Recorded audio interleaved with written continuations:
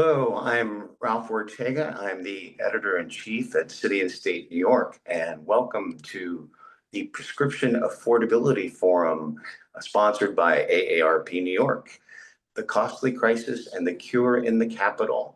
I'm very excited to welcome you all here today to this forum.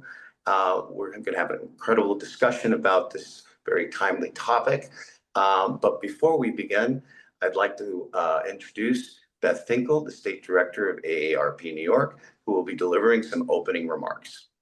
Thank you, Ralph. Thank you to City and State. This is really such an important issue. And when we survey our members again and again, they say that drug affordability is one of their top issues. You talk about pocketbook issues. This is a serious pocketbook issue for them. Americans, as we all know, pay among the highest prices for prescription drugs in the world, up to 3 times as much as many other countries for exactly the same medications. Older New Yorkers tend to need multiple prescription drugs, and our paying for them is a constant struggle for many people. In the United States, more than 85% of those that are age 65 and older regularly rely on at least one prescription drug, with over 40% of 65 plus actually taking 5 or more drugs, which is a lot and a lot to afford. High prescription drug prices are deeply personal for older adults and their families, and they impact their day-to-day life. Many older people are on fixed or very limited incomes, making prescription drug affordability a health issue. Medications don't work if you can't afford to take them. Unfortunately, AARP has long known that people delay or even skip filling their prescription drugs just for that reason. And it'll be great to hear from our panelists today. We're so pleased to have them join us because they are at the forefront of really making good policy change in this area. And those policies include the state Senate package of bills and innovative ways of bringing the price of Canadian drugs to New York, as well as legislation to bring transparency to pay-to-delay deals that keep generics off the marketplace.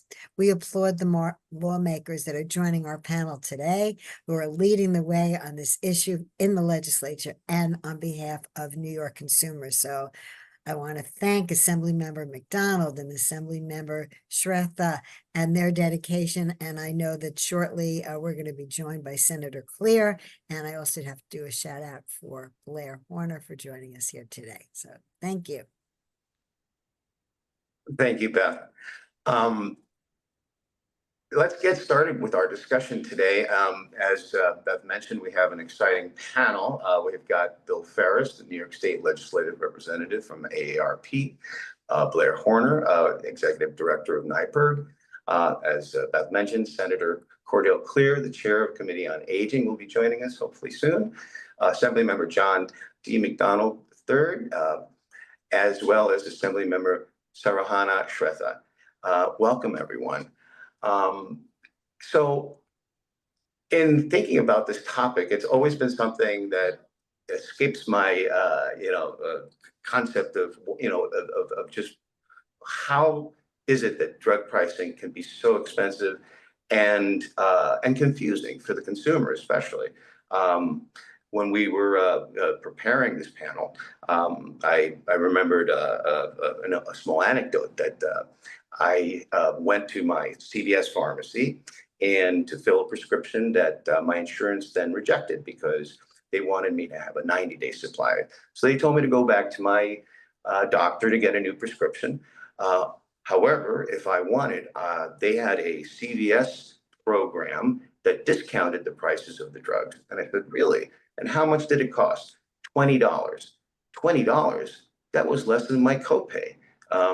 So I don't understand how that happens. So to start off this discussion, Assemblymember McDonald, why are we here? That's a very good question. Why are we here? I think, overall top line, our approach in America when it comes to a capitalistic society is that we let the market dictate what's going to happen. As one who's only had 40 years experience in the pharmacy industry, as a pharmacist who's been in the middle, we've seen The pharmaceutical companies continue to grow, and let's be clear, they've made some significant advancements. And we don't dispute that, drugs used today are making a significant difference in people living their lives. But they come with an expense. And at the same token, the prescription benefit managers, the PBMs as they're called, one's owned by CVS, one's owned by United Health, one's owned by Cigna, the insurance companies. They've grown too. And there's been this big battle between the two, pharma versus PBMs. Pharmacies, payers, and patients are in the middle of this battle. And it's a very interesting dynamic. To your point, that gets back to benefit design. And the benefit design is approved by the health plan, but has significant input by the PBM. They work on margins. They work on a percentage basis. And quite honestly, if you want to know why prescription drug costs so much these days, when you have an industry that only works on percentages and doesn't work on a flat fee, there is a perverse incentive to actually get to the lowest net cost of a medication in a transparent world. There's a perverse incentive, and that is really one of the prime challenges. Now, I'm going to be careful because I love my colleagues and I want them to still love me by the end of this, because I could talk for 3 hours on my own. But the reality is the solutions are many. I know my colleague Sarah Hanna has a very interesting incentive that I think deserves the conversation, and I know Senator Clear does as well. But I'm more happy to hop back in later on, but I think I want to give a little bit of room to my colleagues.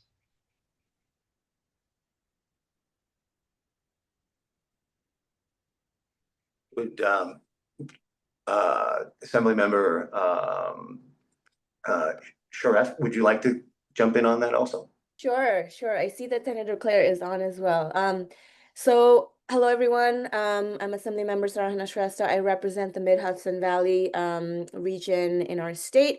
And what has been touched earlier, which is that when I talk to my constituents, and I represent a lot of seniors as well, but really a variety of households and families, the really top 3 issues that resonate with people that they are experiencing, utility costs, housing costs, and healthcare costs, right? These are the baseline needs that people really need to fulfill, that they are really struggling with. So I, agree with my colleague, Assemblymember McDonald, who said that the challenge that we are dealing with and where there is a role for the state is how to intervene on behalf of the public so that we can make policy around public interest and people's needs versus purely the forces of the market, which has really left people not being able to access a lot of needs. Recently we passed a provision through our state budget where we eliminated the copay for insulin on state regulated plans. And that was quite an achievement. And when I told, my constituents that this happened, some of them could barely believe it, because the idea that, insulin was so difficult to get for people whose lives depended on it had been so normalized that to say that you don't have to have a copay if you're in a state regulated plan felt like quite a breakthrough, and also puts us on a path to explore other options that we have at our disposal to bring down the cost of prescription drug prices.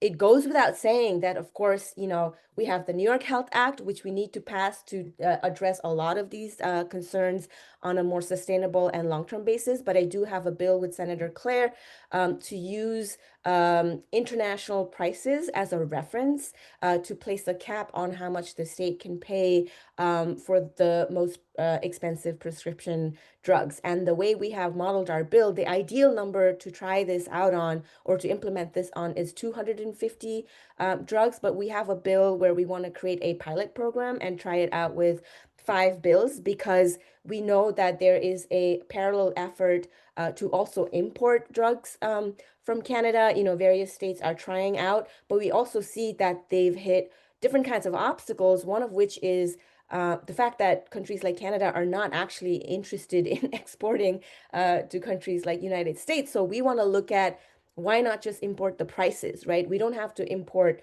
the drugs themselves if we can index our prices to these 4 provinces in Canada, where the prices are often 3 to 5 times lower than what Americans are paying. So we feel we have a great opportunity to test this out in our state of New York. Thank you. Welcome, Senator Clear. Would you like to jump into the conversation? But no, I mean, I certainly agree with all that's been said with my colleagues. And I think your question as to why are we here and why we're paying these prices is because we don't have a say in what the price of prescription drugs, what we will pay for them. There are other places, I think that we should be able to reject the cost. We should be able to say that's too high. We're not going to pay that for those drugs to those companies.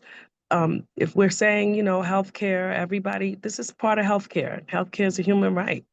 And people should be able to afford to live. It shouldn't be that you have to make serious choices, which many of my aging New Yorkers have to make every single day between groceries. Between groceries, between rent, between other important things. And all of this just deteriorates the quality of life. In order to be healthy, in order to maintain your health, you need to have access to medication. And pricing definitely affects that. And right now, the system that we have doesn't work for it doesn't work for any New Yorkers, quite frankly. But especially our older New Yorkers for whom this is a challenge and who have multiple conditions, many of them that they're faced with and they're trying to deal with. So, and of course, you know, I think our bill that I do have with Assemblymember Serhana is is part of the solution. But there is a great need to look at how the pricing, how medication pricing is done, and you know, that we should adopt some of the policies that other countries and other people have adopted if we really care about the health of our people. So what I'm hearing is that, you know, we want to we want to basically set the prices and tell pharma, if they want to do business in New York State, that these would be the prices that they would have to adhere to. Yeah, and if I could just throw in for a second, I mean, technically, this is, in a sense, smaller example established by the former president is playing itself out with the federal government with the top 10 medications, and another 10 have been established. And you know, the interesting dynamic there, and I think this is a good opportunity to bring this up. I don't think what most people recognize is that 9 out of 10 prescriptions, maybe 9.2 out of every 10 prescriptions, are generic and they are pennies on the dollar. It's the expensive medications, the ones that usually are advertised heavily on TV, by the way, and now social media, and we're all paying for that, just to be clear. I've always had a little bit of problem with that. I think prescribers should be able to dictate what the patient gets, not Channel 13 or whatever it may be. But getting back to my point, there has always been a very large behind the scenes rebate game going on. So as much as some may feel, geez, the pharmaceutical companies may not be terribly excited about the concept of this legislation on its face, the reality is, and this is where we, the Senate and the Assembly, worked with the governor in the budget this year to get greater disclosure on exactly what are these rebates looking like. Industry experts estimate that rebates on these expensive brand name manufacturers, particularly insulin, is up to nearly 50%. To give you a sense of scale, an average box of Humalog or Lantus can be around $200 to $300 a month. That's up to $150 going to somebody, we don't know who. If you follow Alan Fine, who is the expert in pharmacy economics, he shows that over the last 7 years, prescription drug costs for brand name drugs has actually gone down when you factor in the rebates. So then it brings up the question, where is the money going and where is the patient receiving the benefit? Where are the payers? What is their responsibility? And that's why we included greater transparency measures from both pharma and the PBM in this budget, because we really need to get down to brass tacks to figure out what's going on. So it's an interesting dynamic. There's a lot of money being moved around, usually outside of the openness of sunlight. I know, Blair, you'd like to hear that comment, so I always throw that in there. And quite honestly, I think there's a responsibility to really get to the net issue here, because at the end of the day, it impacts what patients are paying at the register. Ralph, I'd say from AARP's perspective, and we wholeheartedly agree with transparency, AARP tries to look at two things, look at, the access to prescription drugs, which certainly is everyone knows is a well-known program, EPIC in New York. It gives direct access to cheaper drugs, very popular, has been expanded over the years. So thank you, legislature and governor, for doing that. But also AARP looks at the business practices of the industry. And, with buying in bulk and negotiating with the drug companies, and the Assemblyman mentioned Medicare. That was really a way that AARP in Washington wanted to look at, the business side of creating access to prescription drugs. And that was really using the power of the Medicare program, which I believe has over 60 million people in the program now across the country, and use that to negotiate the 10 most expensive drugs, or what you and we all pay for as taxpayers to pay for those most expensive drugs. And it goes into effect in 2026. And there's estimates out there that the out-of-pocket costs, which are around $3.5 billion for Medicare enrollees, will be cut down to about $1.3 billion out of pocket. So it's just another way, as you said, Ralph, how are we here? Why are drugs cost so much? One way is to go directly at the manufacturers to negotiate with the power of government. And, I want to get back to later the Assemblywoman and the Senator's bill, which is a very unique way to lower the price of drugs and a business practice of purchasing drugs in New York. AARP wholeheartedly supports it. And as you said, Assemblywoman, if you can't bring the drugs over the border, let's bring the prices over the border, which is a great idea. And that's the other example that the Canadian government negotiates with the drug manufacturers, which are basically the same companies operating in the United States. The government in Canada negotiates with them. They bring a lower cost of prescription drugs to its people. So why wouldn't we use their price in New York? So it's just part of the discussion, Ralph, of where we're at in New York. Yeah, and Ralph, just to sort of pick up on Bill's point, for all of the people that are viewing this, you just heard that the federal government is beginning to negotiate for 10 drugs, to negotiate for lower prices for Medicare. This is the year 2025. Medicare was started 60 years ago, and now the federal government is getting around to negotiating for lower prices. Well, why is that? No one thought of it before? Of course they have. The Veterans Administration has been negotiating prices for decades. The reason is the corporate playbook to stop things from happening is to hire armies of lobbyists to work inside the system to block legislation that's designed to benefit the public's best interest. And when it comes to your health, what more important public interest is there except maybe a roof over your head? So this is a critically important part. And to sort of piggyback off of what Bill was just commenting on, when you look at the power of just PhRMA, which is the trade association for the pharmaceutical lobby in New York, and the most recent ethics filings, they ranked at eighth, only eighth though, but eighth in the state in terms of retained lobbyists representing their interests, roughly $1 million spent on those contracts. Now, it's eighth, right? So healthcare is an important issue in New York. Big bucks get spent to deal with all of the issues, pro and con on whatever issue you can think of. But in terms of lobbying, if you're trying to block, you have an advantage. And generally speaking, the drug companies want to block the things that we're going to be talking about today from happening. And all they need is one of the three major players to agree. So they muddy the water, they throw more bodies at the issue, meaning lobbyists, to work lawmakers like the ones that are on here, to hear from 4 or 5 different perspectives from different companies. PhRMA, by the way, is not just one thing. Pfizer runs around and they spend another $500,000. And so there are all of these drug companies all across the country and in Washington working to block things from happening. And it takes enormous effort. My hat's off to these legislators because they work hard to make that stuff happen. My hat's off. I have multiple hats. My hat's off to AARP because in many ways they're the only muscle on the patient side in terms of pushing these bills in the state capitol and in Washington. Because even though the vast majority of Americans benefit from these proposals, they don't have the lobby to sort of go toe to toe with the drug companies. So sorry to interrupt, Ralph. Just thought I would sort of chime in because Bill Cute set me up.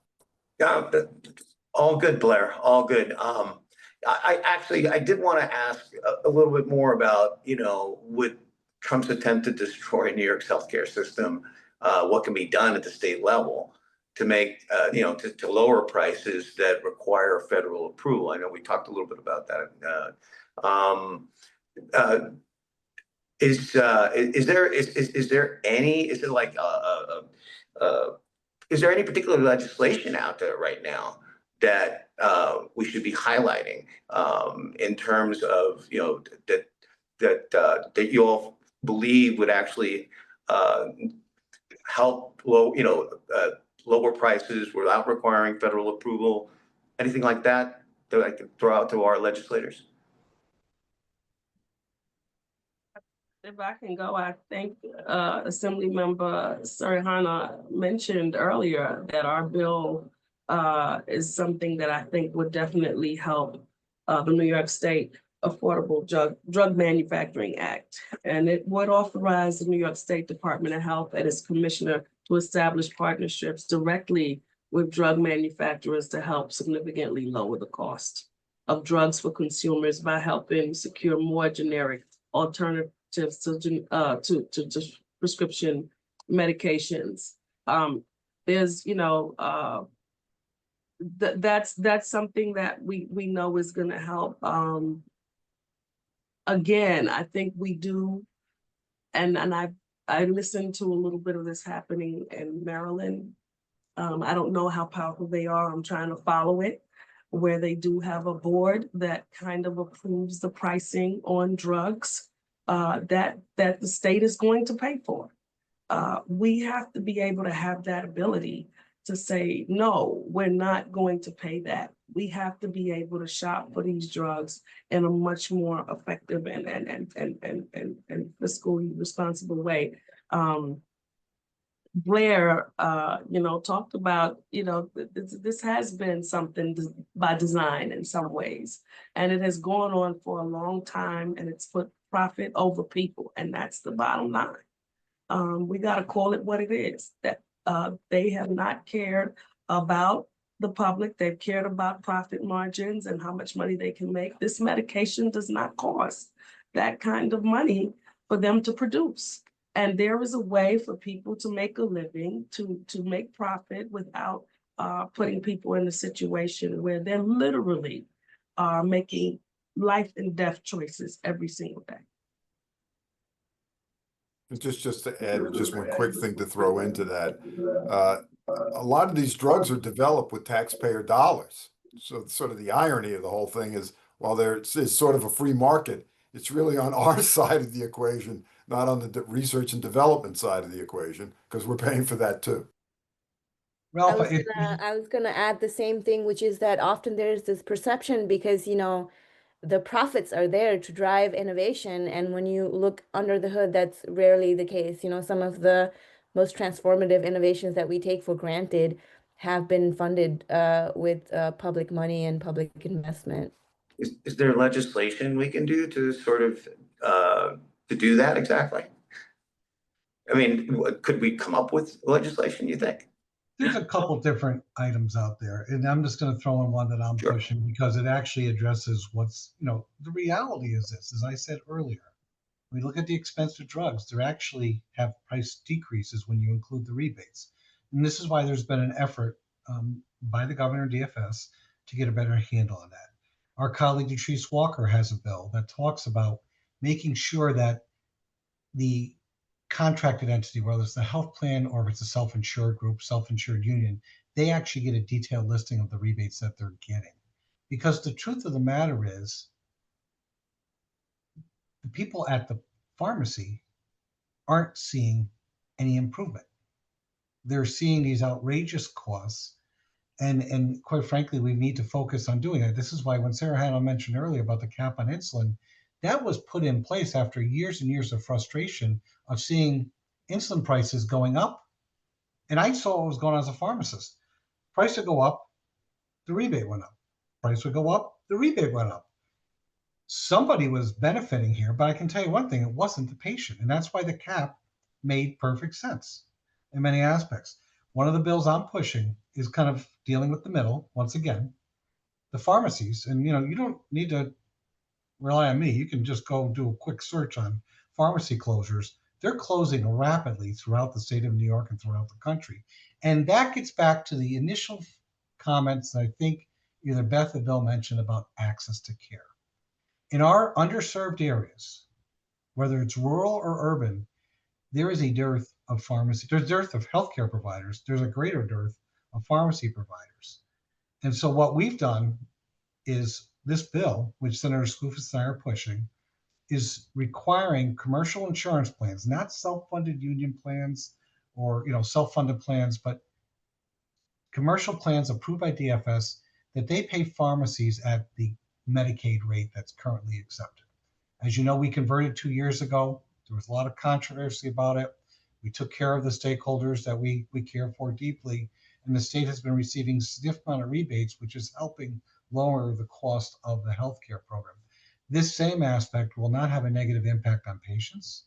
It'll only have a positive impact on those who are paying the bill. And it gets back to the issue of we need to have the greatest and deepest transparent look of exactly what's going on. Now, some people will say, well, wait a minute, this is private business. You shouldn't be doing this. The bottom line is there's a lot of public employers that buy commercial health insurance with taxpayer dollars. And by the way, the patient still isn't seeing the benefit. I know I may sound like a critic of PBMs, and quite honestly, I've always said they serve an important purpose. But what started back in the 1980s has morphed dramatically over time. And we need to really be able to follow every single penny of the transaction from when the drug is produced to when the drug is ingested by the patient. Plain and simple. Ralph, to just build on what the Assemblyman said, AARP is wholeheartedly in support and transparency all the way down the line of the prescription drug and the supply chain.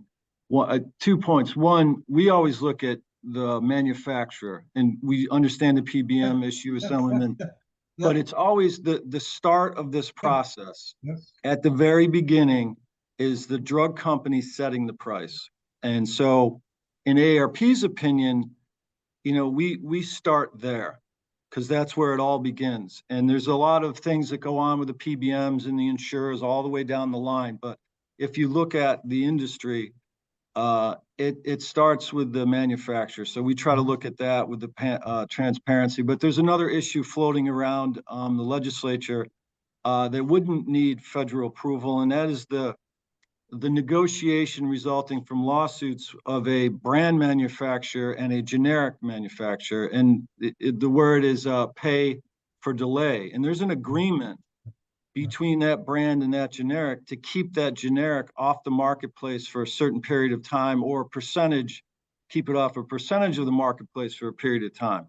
And in AARP's opinion, and many consumer groups across the country, is what is that deal? What has transpired between these two drug companies, and how long is that generic going to be delayed coming to the marketplace and for full use by consumers? So it's one of the things that, as I said before, Ralph, we look at access to prescription drugs, which the senator said, but we also look at the business side. Clearly, this is the business side of the industry. What is that deal? What is the drug? What is the disease the drug treats? How much cheaper is the generic drug from the brand? And, the public should know that. Just as we agree, Assemblyman, the public should know where the rebates are going. And so it's just another thing that New York can do. We don't need the federal government. It's just the political will of the legislature. And at the end of the day, the governor signed the bill. So it's, but I go back to, it all starts, I don't want to sound redundant, but it all starts with that manufacturer setting that price. And we think that's a little off in this country. There's actually there's independent groups like ICER that actually can, to your point, Bill, they can put the value of what a drug is in regards to its impact and setting the price. And I don't think that gets talked up enough, to be honest with you. And Assemblyman, I didn't hear. I'm sorry. I'm sorry. were What I a was little low. mentioning is there are independent entities like ICER, which basically I see what? ICER. Don't ask me I their see. full name today because I'm not prepared. Okay, but you're But saying they've been around for a ICER. long period of time. The health plans refer to them a lot because they look at them for helping determine the value of the drug. In other words, we do rightfully have to talk about the price of the drug and what that cost is. You're absolutely right, Bill. And at the same token, we have to look at what is the benefit? What is the cost benefit analysis? Is it going to make a difference in other areas? One thing that, once again, the patients aren't seeing the benefit. But one thing to keep in mind, for my 40 years in pharmacy, drug spend has, when you look at the total healthcare dollar, has been around 10%. We're actually a little bit below 10% of the dollar. It hasn't changed dramatically over time. Most of our healthcare dollars are spent in long-term care. That being said, we need to make sure the patient is the one who's paying for it at the register. They're not seeing the difference. Most people don't pay attention to what their health insurance plan is paying. I don't think it's a good idea, but that's a different good discussion.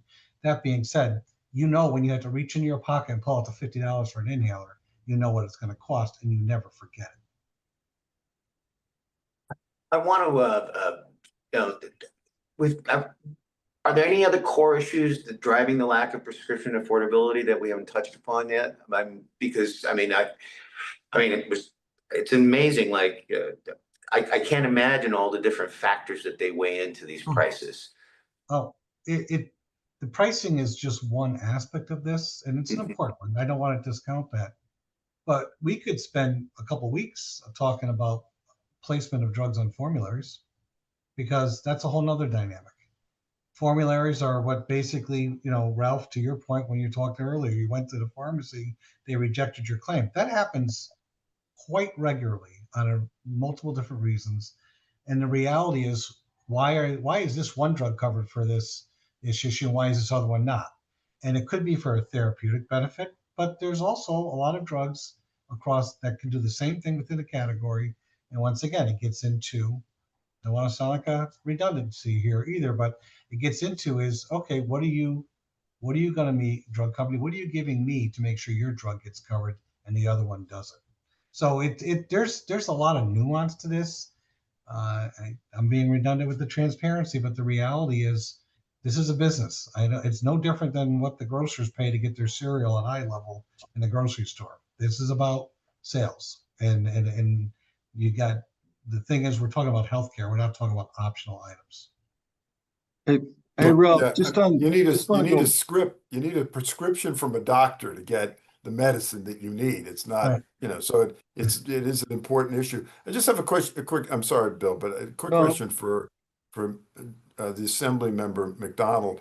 When I'm an old guy, probably the oldest one on the panel. And there are, these good RX cards and everything. Could the government step in and negotiate for a card for everyone in the state of New York to get them the lower price that we're able to get currently if you had one of those cards? It sounds like we got a bill we're going to work on there, Blair, because we've already done this in New York State. We did it a long time ago as a companion to the EPIC program. It was called NYRX, ironically, which is now what the New York Medicaid program is called. But, the Good RX and Blink and all those items are interesting, but basically you're sharing your personal information with a commercial entity that has the ability to sell that information. I think people need to be very mindful of it. Would it be a good idea, maybe New York State, to actually develop its own cash paying program? It would be, because we go back to how Ralph started this event. And here in the capital region, we have a very large healthcare employer that has these very high copayment levels for the prescription drugs. And we used to be prohibited by law. Blair would come in with a prescription and say, Blair, it's going to be $20 on your plan for a month's supply, but I can sell it to you for $13 for a 90-day supply. We were prohibited from telling you that up until 2 or 3 years ago. It was a Linda Rosenthal bill. that we pushed through, and the governor signed it, that now gives us the opportunity to help work. So that's why I've always said, whether you go to a chain or you go to independent or you have home delivery, develop a rapport with your pharmacy, because quite honestly, we know what the drug costs are. We pay for it before you do. Well, And and we this know feeds it. ways to help you get there. This feeds into the argument on New York Health, right? I mean, for those of us who have health insurance, Yeah. the issue is 20 versus 13. But if you don't have health insurance, if you have lousy health insurance, Yeah. this is money that comes out of your pocket that's big bucks.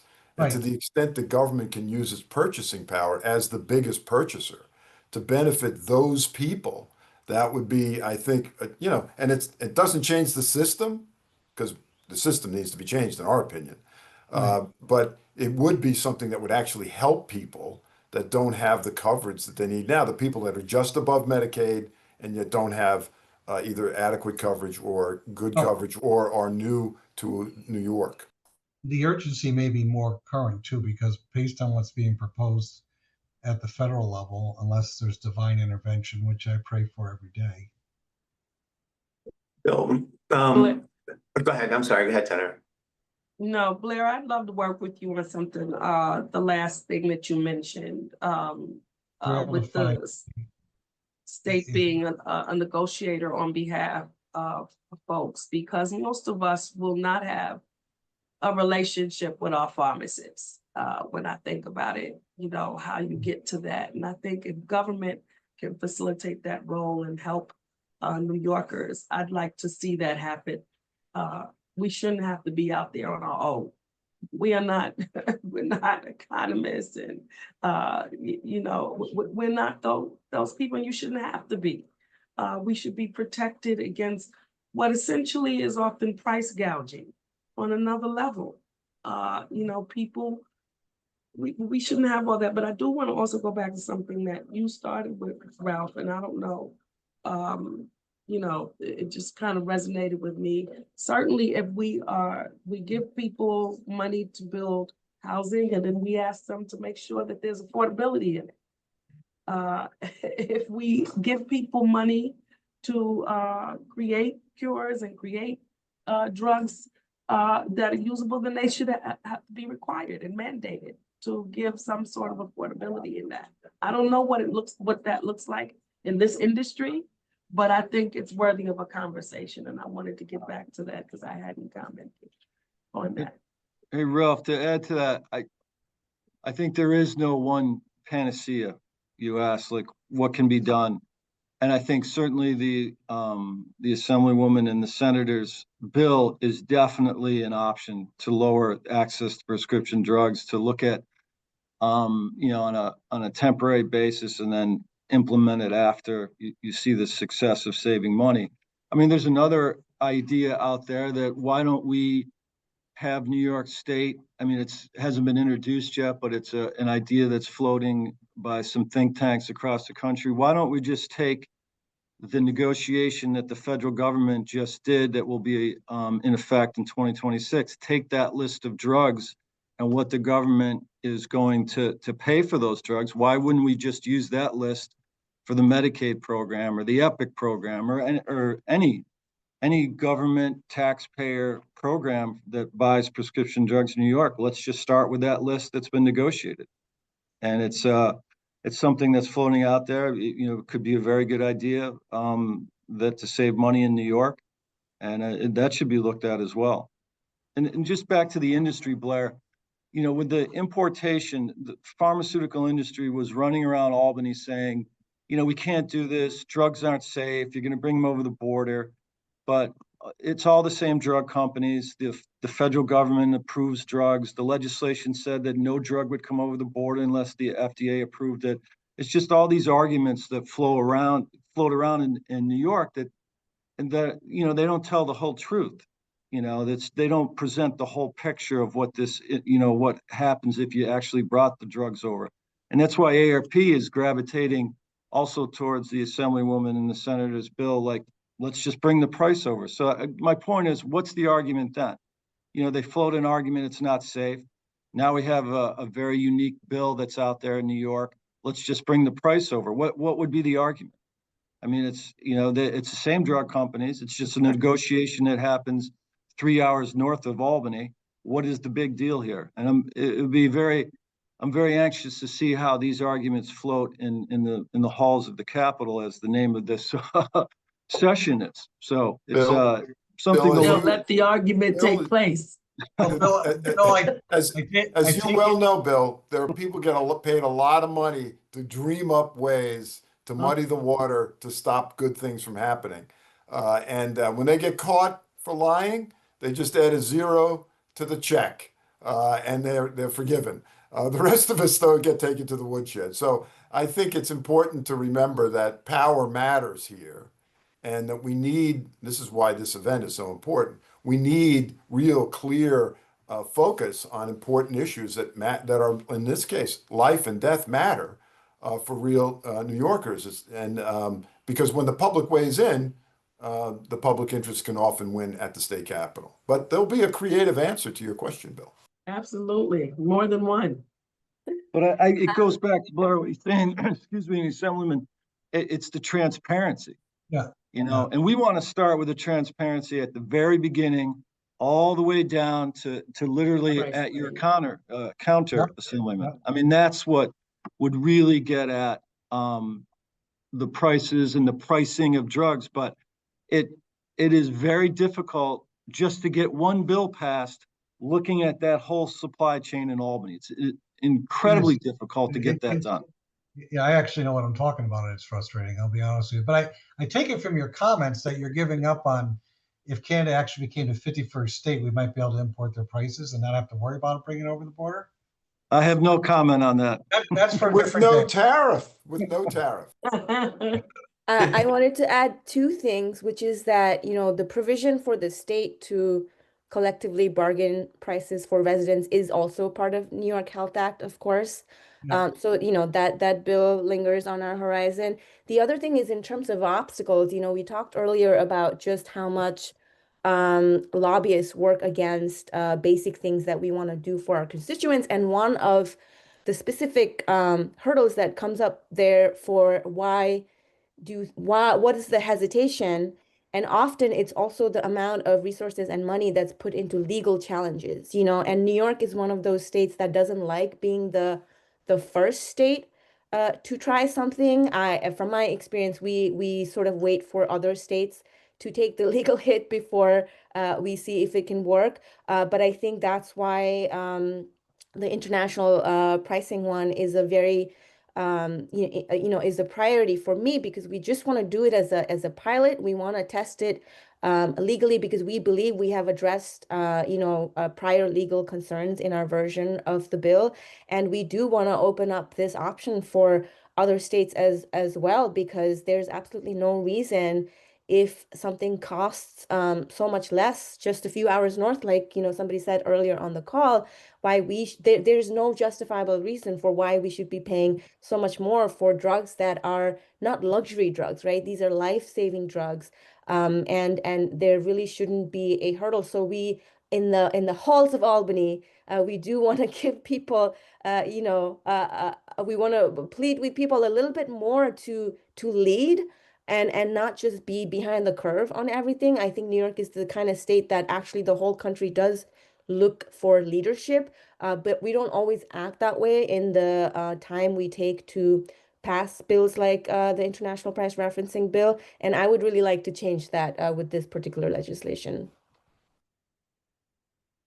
I want to throw in a couple of quick questions and then see if we can get some questions from the audience before we end. Bill, starting with you, but I know that our public servants also, they hear from their constituents.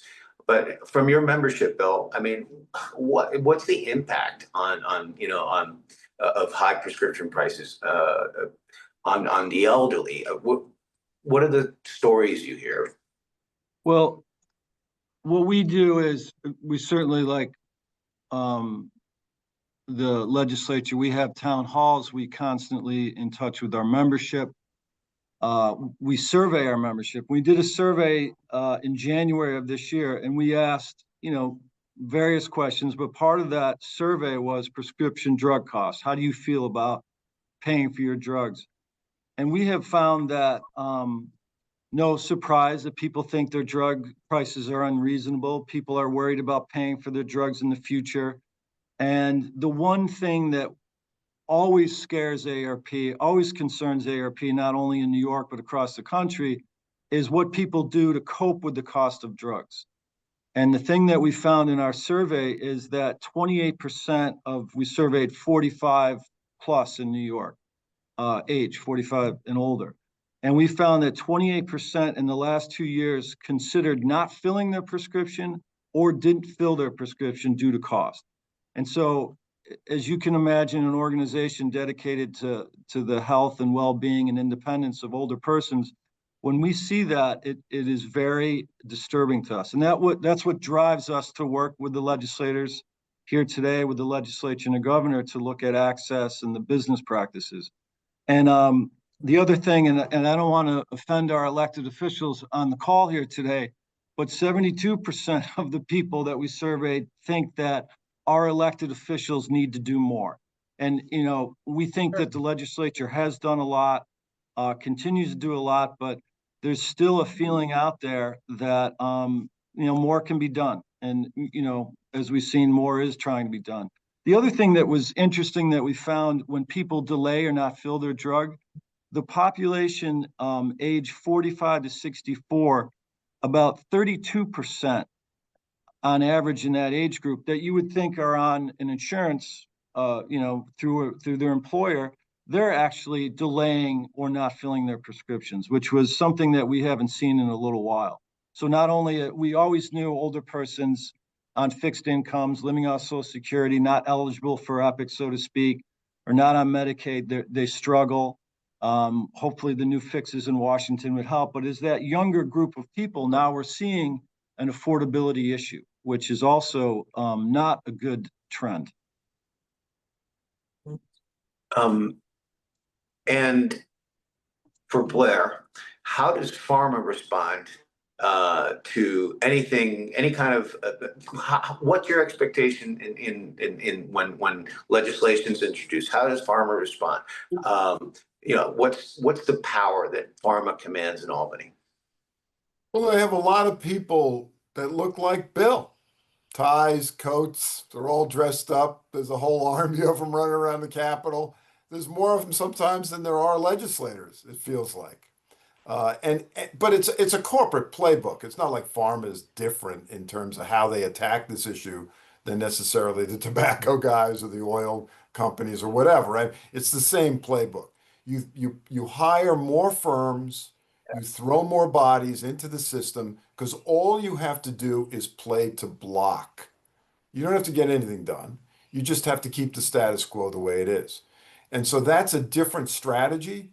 And it is a sort of a normal strategy that people use to sort of gum up the works, raise questions on issues like Bill's question before about what ingenious thing will they come up with to sort of make the argument.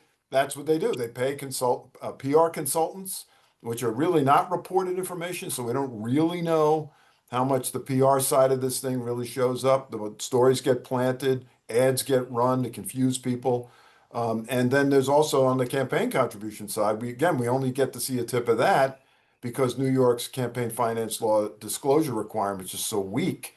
You don't even know the employer's name of a donor. So if somebody is the head of some big corporation can write a check to a party committee for $100K, you don't necessarily know that Blair Horner, head of drug company, is that guy. You just see that Blair Horner did it from his personal address.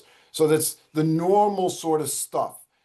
If the public really wants something and it threatens the economic, viewed by the companies, the economic activity of that industry or those companies, they will spend the money to do what they can to sort of gum up the works, because again, those costs show up in the prices that we pay for whatever the products are. So in the case of pharma, just not to keep picking on them, they spent $1 million on retained lobbyists in 2024 for firms.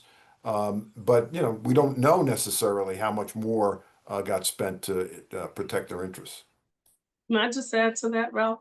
That, you know, there's also these paid experts and reports that just appear, and opposition letters by the boatload to tell you that everything you're doing is wrong and the world is gonna end and Armageddon is coming. You know, we just sat through this with, you know, a plastic spill and just the other night. And I'm like, what? Where did you read that? Who said that? You know, so it just goes to show, for the right amount of money, you can get someone to be an expert on anything and say anything. You know, so you have to have people who stand on solid ground with these things, stay focused, don't get rattled, don't get distracted, don't play into the special interests, make the people of New York the special interests that we pay attention to, in addition to everything that Blair said, the money and you know, the donations, we don't even know what happens. We don't even know, Blair, who's getting what for what. And you know, sometimes you see people, they just show up on an issue all of a sudden, that you're like, where did this come from? So I just think it's about, we have to really, really organize and show our power as voters in New York. And these are the things that are important to us. To add to what Bill was talking about, it's heartbreaking. I go even unsolicited. I can tell you the number 2 complaint next to housing is prescription drugs. And at every meeting that sometimes it's the top issue. And when I hear people say, you know, I cut my pills in half, or I don't take 2 pills, I take 1, or I won't take it one day and I'll take it every other day. That's frightening. That's somebody's mother. That's somebody's grandmother. That's somebody's grandfather. That is terrible that we're doing that and we're allowing it. We got to call people out for what they're doing. Don't tell us you care about older New Yorkers. I mean, New Yorkers in general, but you know, I chair the aging committee. I have a special passion for that population. Don't tell us you care about us. And you're watching us be denied the very thing we need to live healthy lives, to live, period. So we have to stand on 10 toes on the ground on this. We want our governor to do the same. We want our legislature to do the same. And groups like AARP and others have to hold people to the fire. You gotta hold them to the fire. You know, there's no middle road here. You know, we have to do something, and we have to do something now. But yeah, I just wanted to add, there's a lot. I've never seen so many opposition papers get drawn up instantly, you know, and sent to your leaders, and they're like, oh my God, look what you're doing. Get out. You know, this is what we're faced with. Yeah, You know, it's the what the political version of Chat GPT, generating all these letters, and even occasionally cabinet secretaries using it to develop reports. Yeah, what the senator is referring to is the plastic and the oil industry suddenly caring about the impact of costs on working class families only when it suits them, when we want to pass a bill to hold them accountable. You know, and that's just a perfect example of what happens in Now all they the care about countries. affordability. Yes, now they care about affordability. Yes, No, I was touched. it's a good thing that y'all don't drink the Kool-Aid so easily, right? But Well, I'll just that mention part. one thing, just to pick up on a point that Senator Clear made. I mean, the governor really is the person that should be on this panel, because she has tremendous executive authority. She has agencies that regulate in this area. The governor should put this issue to work and tell New Yorkers how she's going to do things to drive down the costs. She has a tremendous authority, both in the budget process, but in her executive authority, and she could make a huge difference if she weighed in. Now, God knows if all of us would like what she would do, but that's always true, whatever the heck it is that's happening in Albany. Great. We've got 5 minutes and one good question here from the audience. Please talk about how insurance companies can own, I'm sorry, can own the pharmacy companies like Aetna, for example. And how does that impact the pricing? Well, I mean, unfortunately, the federal government allowed this well over 15, 20 years ago, where you allow this vertical integration. So you have a closed shop. I mean, you have Aetna, Cigna, United Health, all own their own pharmacies. They own their own PBMs.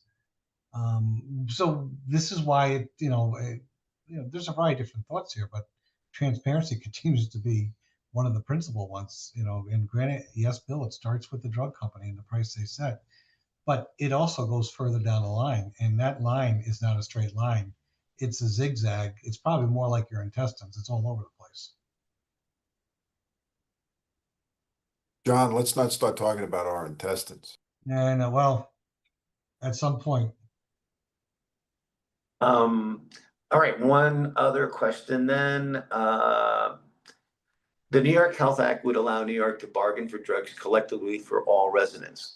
Are all of the legislators co-sponsors of the New York Health Act that would establish a universal healthcare system for the state and covers prescriptions without any copay and out-of-pocket costs? I am. What's the question? The Are we all Question, I'm not yet. The reason why is, in this situation, the unions have been adamantly opposed to this, most of them, not all of them. But the bigger issue is you need the federal government to sign off, and that's not going to happen with this administration. I don't waste my time on bills that aren't going to get the time of day. Don't get me wrong. The concept is right, and the concept is moving in the right direction. And the bulk negotiation can actually happen without federal government intervention. I mean, the state can do more. I mean, NYPIRG supports New York Health, so Yeah. just FYI. But the state can do more to regulate healthcare, just even generally. Up until the Pataki administration in the early 1990s, New York used to basically set the rates for healthcare in hospitals. And so there are things that the state, and the state of Maryland still does it. So there are things that the state can do, and we should be focusing on the things, to John's point, Senator McDonald's point, the things what can be done through either legislation, executive authority, or what was talked about earlier about the free market. Turns out not much of a free market. But what can the state do as the single biggest purchaser of healthcare in the state, just like the federal government is in Washington? The single biggest purchaser of healthcare in the state is the state of New York. What can the state do to drive down the costs in health and healthcare generally, in addition to prescription drugs? Because for the people who don't have good health insurance, they're the ones who pay the price. And the price too often is their health, which sometimes redounds back to us because our premiums have to go up to treat somebody who has to go to the emergency room and then the hospital because they were cutting their pills in half. Blair, you're 100% right, because we don't talk enough about what the cost of commercial health insurance is. And at the end of the day, that's deducted from the paycheck. And that is what the average worker gets concerned about, is what am I bringing home each and every week? And those premiums can be a couple, $200 to $400 or $500 a month for minuscule coverage. Different day. We'll put Ralph to work. I'm sorry, everyone. Can you still hear me? Yes. Yeah. And Yeah, now we can see you. Can you see Well, me? Okay, great. Sorry yeah. about that. Since the cat was away, the mice were playing, Ralph, so welcome back. I was just looking at the final questions there. Everyone, we've reached our hour. So I want to thank you for joining us for this discussion today. And I want to also thank AARP for sponsoring.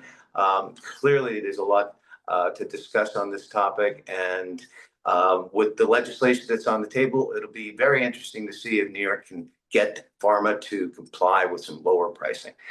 Thank you again. I want to thank our audience, and we'll see you next time at our next event. Thank you, you. everyone. Thank you, everyone.